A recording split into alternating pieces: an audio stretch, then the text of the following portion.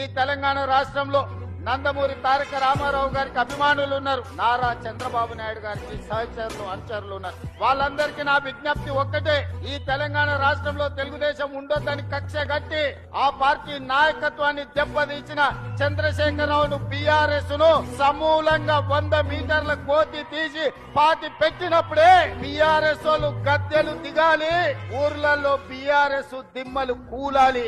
అప్పుడే నందమూరి తారక రామారావు గారికి నిజమైన నివాళులు అర్పించిన వాళ్ళం అవుతాము. ఆ విధంగా మనము ముందుకు వెళ్లాల్సిన అవసరం ఉన్నది. బీఆర్ఎస్ ను పొందబెట్టాల్సిన బాధ్యత మన అందరి మీద ఉన్నది. మిత్రులారా, నేను ఆ రోజులలో ఉద్యమ స్పీకర్లో చెప్పేది, కత్తి ఆంధ్రోందే గాని పొడిచేటోడు మన తెలంగాణోడే. నిజంగా కూడా నేను బాధ్యతతో చెప్తా ఉన్నా, ఈ మాట చాలా బాధ్యతతో చెప్తా ఉన్నా. తెలంగాణను ముంచింది మొత్తం ఈ నోరు మెత్తమైనటువంటి కాంగ్రెస్ నాయకుల చేతగానితనమే. ఒక 6 దశాబ్దాలు తెలంగాణ ప్రజానీకాన్ని శిక్ష గురి చేసింది.